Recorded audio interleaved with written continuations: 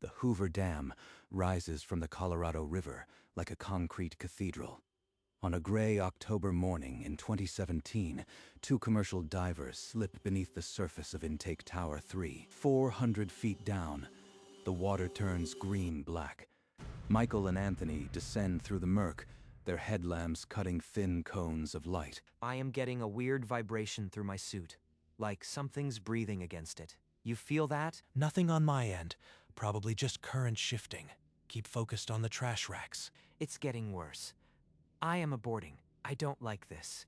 Topping up now. Anthony ascends, his bubble trail streaming upward. Michael watches until the headlamp light vanishes into the gloom. Michael works alone at the intake rack.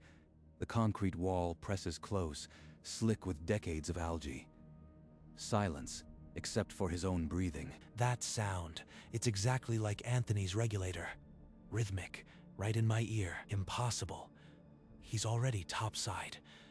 How can I still hear him breathing? The breathing continues, matching Michael's own exhale rhythm.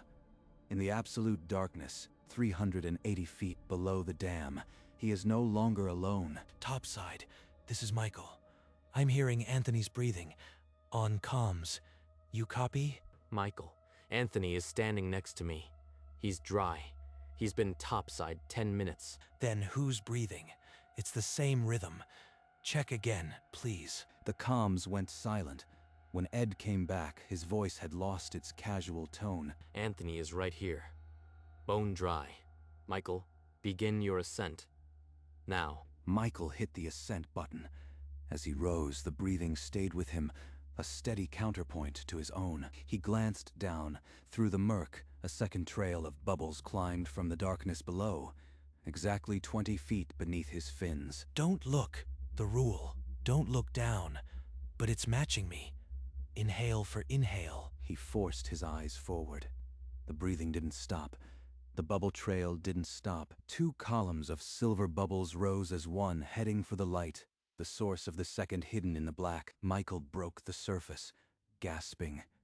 On the barge, Anthony stood dry, holding a coffee, grinning as if nothing had happened. He's dry, unharmed. So what was down there with me? Michael, you look like you've seen a ghost. Everything okay down there? Before Michael could answer, a heavy hand landed on his shoulder. Ed Murphy's expression was carved from stone. My office. Now. The crew parted as Ed led Michael across the deck and into the cramped supervisor's office. The door shut with a click. You heard the breathing. The bubble trail. I know you did. It's happened before. Without another word, Ed pulled a leather-bound manual from his desk drawer. Its pages were stained and brittle with age. There are rules, Michael. Rules we don't put in the official handbook. Ed opened the manual to a page marked by a coffee ring. The typed words seemed to pulse under the dim lamp. Ed stabbed a finger at the typed line.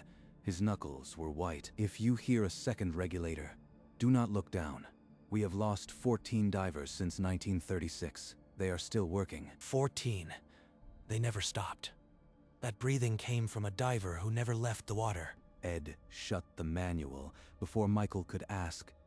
The question died on his lips. There were 5 other rules, each one a warning whispered from diver to diver for decades. Rule 1, never dive alone. The lost ones only imitate those who are by themselves. Rule 2, if the headlamp flickers 3 times, abort immediately. Something is coming closer. Rule 3, do not speak a lost diver's name in the water. It hears its own name. Rule 4, what you hear on comms is not always your crew.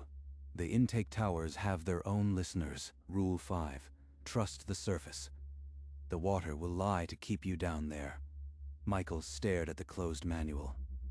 The rules were now etched into his bones. In the days after, Michael tried to bury the incident beneath logic. Equipment feedback, nitrogen narcosis, a trick of the deep. The explanation held until he closed his eyes. It can't be real. It has to be equipment. I'm not superstitious. He cornered the oldest divers on the crew. Most shrugged and changed the subject. One, A man with more scar tissue than skin finally spoke up. He mentioned a logbook from 1942, an entry that read simply, "Heard the breathing again. Lost Daniels on the ascent." The old-timer fixed him with pale eyes. "You never look down. Don't ask why. Just don't." Superstition. Old men scaring themselves in the dark. It doesn't mean anything. But that night, lying in his cabin, he saw the bubble trail again. The second column rising flawless and close. 13 other divers heard it too.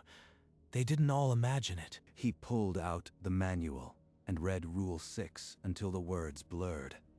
The number 14 stared back like a verdict. The old-timer's warning settled into his spine. No matter how hard he tried, the certainty remained. Down in the dark, something was still working. Michael spent his off hours in the dam's archive room. Dusty cabinets held incident reports dating back to 1936. He found the pattern. 14 divers lost during routine inspections, each paired with a partner who swore they heard breathing. Every single one. They all heard the same thing I did. A yellowed newspaper clipping from 1957 detailed the case of a diver named Hennessy. His body was never recovered. The clipping quoted his partner. "I heard him breathing on the comms long after he should have been out." Exactly what happened to me. The breathing, the partner already topside. After that, Michael felt the presence on every dive, a weight in the darkness just beyond his headlamp's reach. Someone is down there with me. I can feel them watching. The 14 names became a litany. They repeated in his mind before every descent. The historical record left no room for doubt. Whatever lurked in the intake towers, it had been claiming divers for 80 years. Months later, alone on a routine inspection, Michael's headlamp flickered once, then twice. Not again. The beam is stuttering. 3 flickers, and I abort. The depth gauge needle jumped erratically. 380 to 410, back to 380. No current could do that. He froze. Rule 2. If the lamp flickers 3 times, something is coming closer. A low murmur bled through the comms. Not a voice, a vocal smear, like a name lost to static. Rule 4. What you hear on comms is not always your crew. Don't listen. Without waiting for a third flicker, he hit the ascent button. His heart hammered against his dry suit. On the surface, the crew was puzzled. They'd heard nothing on the channel. Just his early call. They didn't hear it. That means the voice was meant for me alone. He sat on the barge, helmet off, staring at the dark water. The rules weren't just history. They were prophecy. That night, the barge was empty. Only the hum of the dam and the black water lapping against steel. A heavy tread crossed the deck. Ed lowered himself onto a crate beside Michael and lit a cigarette. You've got the look. I saw it in my own mirror, back in '85. My partner, Rick, same as you. His breathing followed me up too. I never looked down. The next morning, Rick vanished. Gone. You follow the rule, Michael. No questions. No doubts. It's the only thing between you and number 15. Ed's voice was flat, but his hands trembled as he put out the cigarette. You just follow the rule. He clapped Michael on the shoulder. The touch felt like a transfer of weight, cold and permanent. After Ed left, Michael sat motionless. The chain of the rules now linked him to 14 silent names. If I look down, I become one of them. The rule is all that keeps me human. After that night, Michael clung to the rules like armor. He never dove alone again. Even for simple inspections, he insisted on a partner. The presence of another living soul made the water feel thinner. Once, during a deep dive near the base of Tower 3, the breathing returned. It crept into his headset without warning. I hear you, but I am not yours. Rule 6, do not look down. He kept his eyes fixed on his work and breathed evenly. After 3 minutes, the phantom sound faded and was gone. He began carrying the manual in his gear bag, the leather worn soft from his grip. Each morning before descent, he recited all 6 rules silently, a prayer to the depths. The rules became his litany. They separated him from the 14 who had looked. As long as I don't look, I am safe. That's the deal. 2 years passed. He was older, quieter. The rules had hollowed out something human, but he was still alive. Ed retired that autumn. He recommended Michael for dive supervisor without hesitation. At the promotion briefing, Michael stood by the same leather manual he had first read in 2017. He caught his reflection in the office window. The man staring back was older, his eyes hollowed by years of silent vigilance. A new diver was assigned to his team, Tyler, fresh out of training, young and eager. Another pair of ears. Another set of lungs that might hear the breathing. Tyler asked endless questions about the dam's history, the previous divers, the tricks of the deep. He has no idea. None of them do, and I can't tell him. The cold weight settled in Michael's chest. It was the same burden Ed must have felt for decades. The cycle was about to restart. A new diver, a new pair of lungs to fill the silence. Michael looked at the manual. Sooner or later, he would have to pass it on. Several weeks into his supervision, during a routine briefing, a diver spoke up from the back of the room. He said he'd felt a strange vibration through his suit on the last dive, a rhythm like breathing. Michael's blood went cold, the exact words Anthony had used in 2017. Just a current eddy, nothing to worry about. Stick to your checklists. Liar, you know what it means.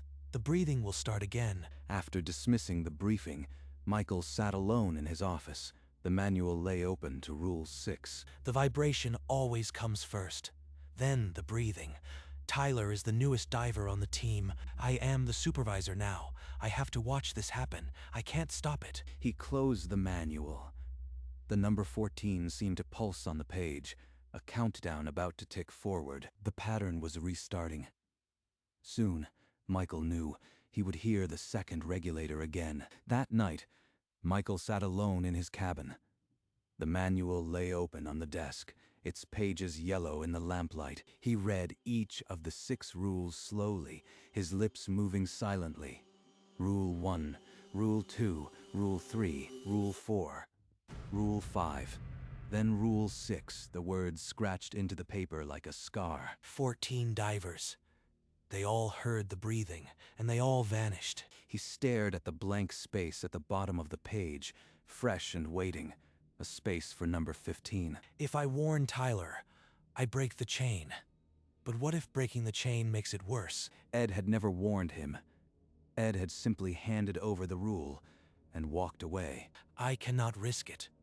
The rules exist because someone saw the cost of breaking them. He closed the manual and slid it into the metal drawer. The decision was made. Tyler would descend into the tower without knowing. Michael would watch, and he would stay silent. The next morning, Michael began Tyler's final training sessions personally. They stood in the control room, the dam's blueprints spread between them. You'll need to know every inch of this structure. The intake towers are your lifeline. He handed Tyler the standard safety manual, its cover crisp and unmarked. The old leather-bound book stayed hidden in the drawer. I've studied every page, but is there any history here? Stories from the old-timers. Michael's jaw tightened. He had anticipated this question. Only the official logs. Nothing more. Focus on the procedures. Tyler nodded eagerly, his eyes bright with the invincibility of youth. He checked his gear for the 10th time. I am ready for the deep dive. Can't wait to see it. Michael forced a nod, the weight of the old manual's secret pressing against his chest. The training was complete. Tyler was prepared for everything except the one thing that mattered. The day of the descent arrived under a flat gray sky. Michael stood in the control room, his hand resting on the drawer that held the old manual. I could still warn him. One sentence would change everything. He pulled the drawer open an inch. The leather spine glinted in the monitor light.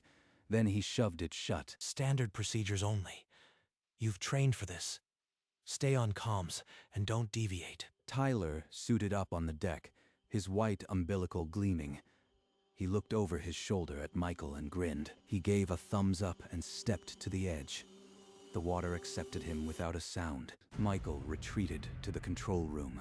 His hand returned to the drawer, his knuckles white. I am sending a lamb into the deep, and I won't call it back. Rule 6. Do not look down. On the monitor, Tyler's depth gauge began to drop. Michael's hand never left the drawer. Tyler sank into the green gloom, his headlamp carving a narrow cone through the silt. The intake tower swallowed him whole. In the control room, Michael stared at the screens. The depth gauge climbed. 200 feet. 250. Tyler's breathing came through the speakers, steady as a metronome. Then, nestled beneath the familiar exhale, a second rhythm emerged. Fainter but unmistakable. An exact mirror. The same wave pattern. The same cadence. It's back. His hand froze over the transmit button. One word, and he could abort Tyler's descent. One word would rewrite the rules. If I speak, I break the rule. If I break the rule, what comes next? The second exhale continued, a ghostly harmony to Tyler's living breath, weaving into the static. Rule Zex. Don't look down. Don't speak. Just listen. Tyler's comms stayed silent. He was unaware, still dropping, still trusting the standard manual. Michael stared at the waveform. Two sources, separate and distinct. One alive, one something else. The breathing had returned. Michael burst onto the barge deck, the cold air slicing his lungs. He leaned over the railing and stared into the water. Two perfect columns of bubbles rose side by side. One trailed from Tyler's umbilical, the other rose from absolute darkness. The second trail, 20 feet below him, mimicking every exhale, just like 2017. His hands locked onto the railing, knuckles popping. Every instinct screamed to look closer, to see the source. Rule 6. If you hear a second regulator, do not look down. Michael forced himself to look away. His head turned toward the dam, following the cold concrete line upward. He released the railing, his fingers leaving damp streaks on the steel. The bubble trails continued to rise. I am the supervisor. I follow the rule.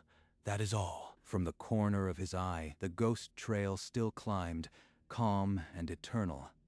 20 feet below its living twin. He did not speak into the radio. He did not abort the dive. He stood where Ed had stood, silent and complicit. Minutes later, Tyler broke the surface with a sharp gasp. His helmet came off, and his face was pale, eyes darting. He scrambled onto the barge, searching the deck until he found Michael standing near the railing, expression unreadable. Michael, did you hear anything weird on the comms? Like breathing, a second rhythm? Number. Just normal comms chatter. You heard nothing unusual. I could have sworn there was something right in my ear, matching my own breath. Nitrogen narcosis can mess with perception. Log it as equipment anomaly. Don't dwell. Tyler searched Michael's face for a crack, some sign of a shared truth. He found nothing but cold procedure. He nodded slowly, confused but trusting. Yeah, you are probably right. He turned toward the bench. I lied, just like Ed did. I am one of them now. As Tyler walked away, the second bubble trail faded from the water. Michael felt the weight of the lie settle in his chest, permanent as concrete. The final bubble from the second trail broke the surface. The two columns had merged into a single fading bloom, then nothing.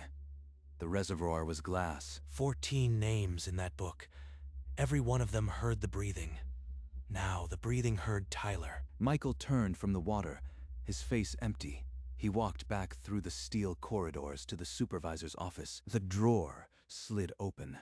He lifted the manual, its weight familiar and hated, and set it under the lamp. He thumbed to the Rule 6 page. The typed warning was unchanged, but the number 14 had a ragged line through it. Below, in careful pencil script, lost number 15, Tyler, 2021. The ink looked fresh. The book knows before I do. It was already written. He snapped the manual shut. The sound echoed in the silence like a door sealing. I was the one who heard it in 2017. I survived. Tyler will not. Outside the window, the dam's concrete face stood black against the stars. The night had come. The page waited. There was still white space beneath the new entry, hungry for more. Michael sat alone in the supervisor's office. The manual lay closed on the desk, its leather cover dark with age and sweat. The coffee mug beside it had gone cold hours ago. I am no different from Ed, no different from any man who held this drawer shut and said nothing. The rule wasn't a warning. It was a ritual, passed from keeper to keeper, a chain of silence that reached back to 1936. He lifted the manual and slid it back into the metal drawer. The latch clicked with the sound of a door sealing. The next diver will be told the same lie.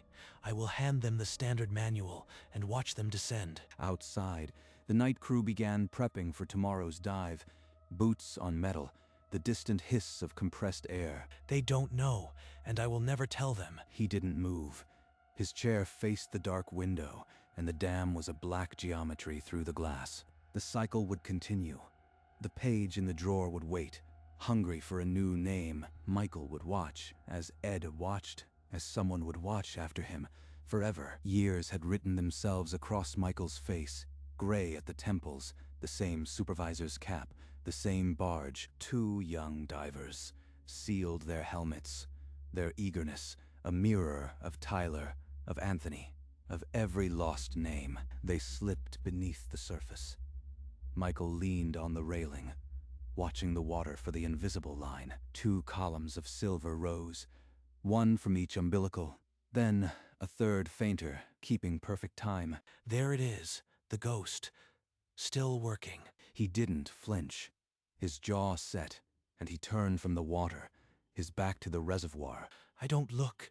I never look. The new divers surfaced, laughing and unaware. He didn't meet their eyes. The cycle didn't pause.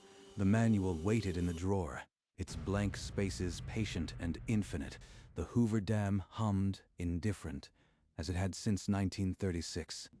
Later, in the stale air of his office, Michael found the manual already open on his desk. The Rule 6 page showed a fresh line in penciled block letters. Lost number 15. Tyler, 2021. Tyler's name. It's been there since the day he surfaced shaken, and I lied. He traced the pencil line with a fingertip, the graphite smudging under his touch. Then he looked away. His old coffee mug sat beside the manual, black and cold, reflecting the lamplight in a dull curve. Through the window behind him, the dam rose like a tombstone, its concrete face black against the night. I am the keeper of the list. It will never stop growing. He closed the manual.